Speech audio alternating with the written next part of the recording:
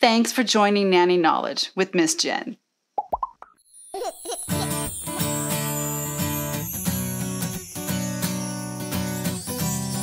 In this video, we're going to be talking about potty training.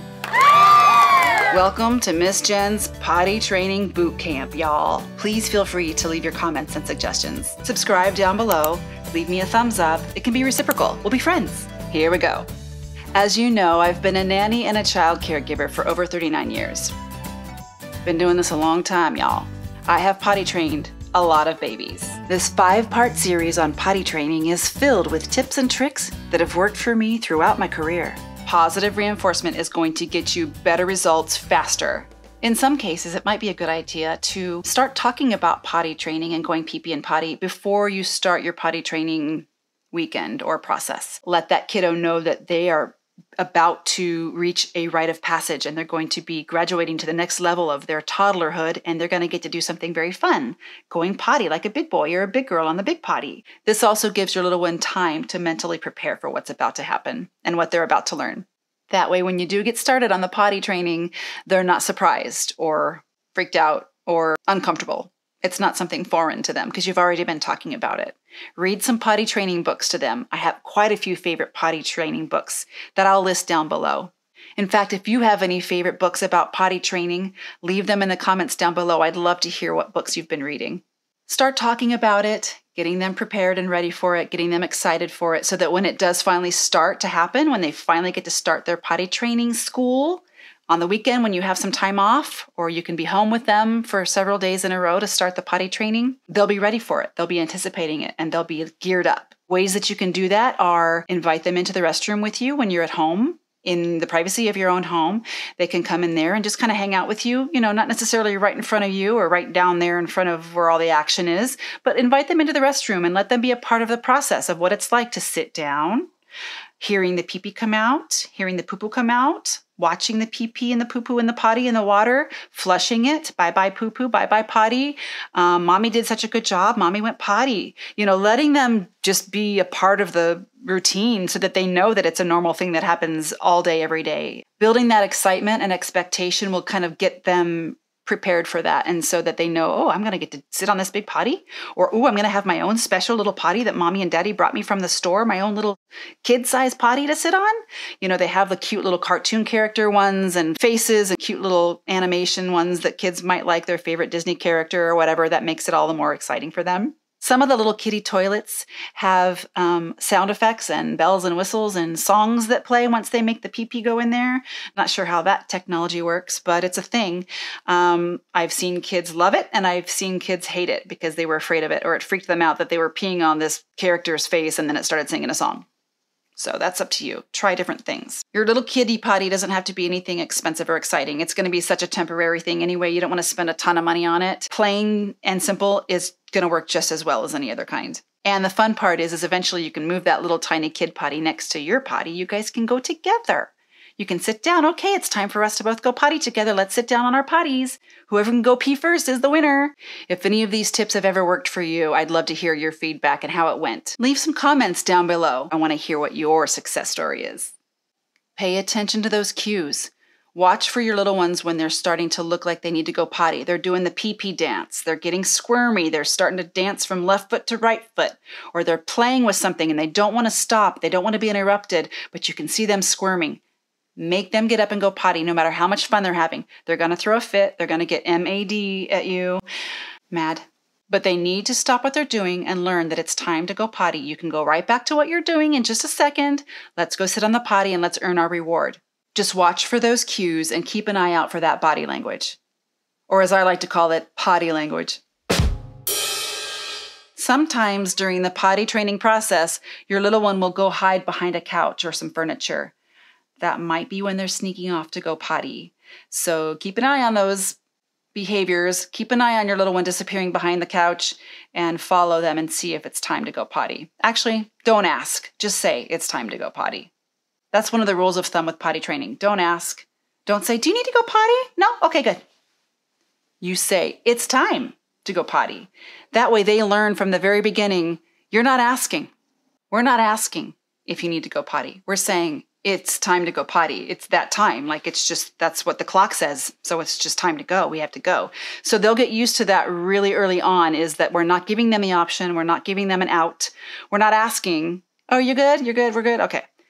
They need to go, just take them. Even if nothing comes out, they need to get on that hourly schedule. Eventually, over time, your increments will get further and further apart, and you can go every couple of hours, or you can keep an eye on how much they've had to drink, or before nap time and after nap time, things like that. The potty schedule will eventually just evolve into its own schedule. When your kiddo is going behind the couch or hiding behind furniture to go potty, it usually means that they have guilt or shame or maybe embarrassment. They're being shy. These are the signs to look out for potty training regression and anal retention. If they're ashamed of that poo-poo and that smell, or if they're ashamed of soiling their pants or making a mess or getting wet. These are the kiddos that we need to pay extra attention to say, it's okay, I have accidents too. The things that we say, right? To make our kiddo feel like everything's all right and they're doing everything just fine. There is also a chance that your kiddo is hiding behind furniture or going into another room or going behind the door to go potty because they want privacy. And if this is the case, then they know they're going potty. They do have bladder awareness. They are aware of the fact that they're going potty in their pants, and they're just comfortable doing that because they're used to their diapers and their pull-ups. Maybe it's more comfortable that way for them. Some kiddos can sit in their mess for a long time. Other kiddos are like, psst, I peed, oh, change my diaper. Some kiddos are very clean and they want that dry feeling all the time. They don't like the feeling of sitting in a wet diaper. Other kids could care less and they could sit in it all day long. So if your kiddo is going behind a door and hiding to go potty for privacy reasons, they're definitely ready to be potty trained because they already know they're going in their pants. They know when they're going. They are aware of it and in control of it, and they know it's coming out. Another really cool, important, helpful tip for poo-poo potty training is if they've had a poo-poo in their diaper or pull-up, they've soiled themselves. If they've soiled their diaper, you can change them, clean them up, bring the poo-poo diaper into the bathroom, and put the poo-poo in the toilet where it belongs. You're showing them, we put poo-poo in the potty. This is where the poo-poo is supposed to go. So even though it ended up in your pants, oopsie, no scolding, no bad words, no ugly faces of disappointment. The poo-poo goes in the potty. Let's put it in the potty. You don't let them do it. You do it yourself. But put the poo-poo in the potty and then let them flush it and say bye-bye. Sometimes when your kiddo is having fun and playing with something and you go to interrupt them because it's time to go potty because that's what the clock says. That's what your phone alarm told you. It's not you. You're not the one. It's the clock telling you it's time. Your kiddo is going to say, no, go away, mommy. No, I don't want you. I'm fine. I don't need to go potty. I already went potty. It's okay. We're going to do it anyway. Your kid's going to say, go away. You're going to say, we have to go together. Come on. I have to go potty. Will you come with me? I need to go potty. Let's go together. Or it's time for us to both go potty. Maybe that could be the example that you're setting, is that no matter what, even if you don't have to go, you're going to go potty and you're going to go sit on that toilet, and so are they. And you can do it together. It's like a team thing. It's a game. You're together. It's not like you're sending them off, go potty. Let's do this together. Letting them know that every time they have a PP or a potty success, that mommy and daddy are so proud. When they have a potty success, tell them, oh, you made me so happy. You made mommy so happy. Or, oh, mommy and daddy are so proud of you. Or nanny is so pleased that you went PP in the potty like a big boy or a big girl. As a nanny, I always say, oh, Miss Jen is so happy when you go potty. In fact, I remember one kiddo that I was potty training, and every time he would go PP, he would go, Miss Jen happy? Miss Jen happy? And I'd say, yes, buddy, Miss Jen is so happy. One of my favorite children's books about potty training is called Once Upon a Potty. I think it's been around since the 70s, but it still holds true and it still gets the point across. It's kind of quirky, slightly silly, and it actually has some pages in it that are anatomically correct, but that's okay. It's innocent, it's for children, it's cartoon, and it helps little ones learn about their body parts and where their potty is coming from. Another children's storybook that I like about potty training is called Everyone Poops.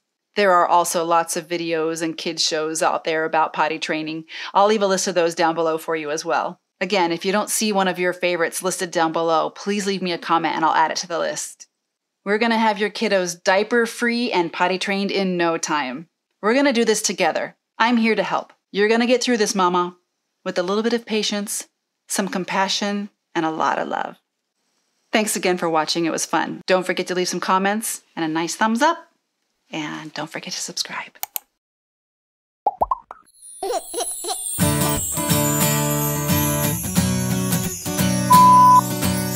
Let's get this potty started. Or clean up a puddle.